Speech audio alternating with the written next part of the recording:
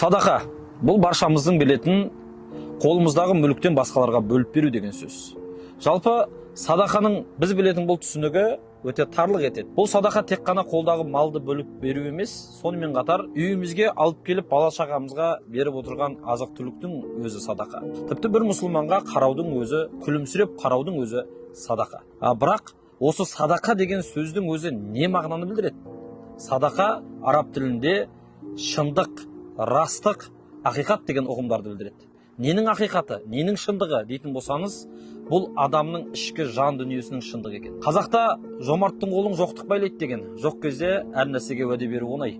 Ал қолға түскен кезде соны кембағалдарға, жетім жесірге бөліп бере аласыз ба?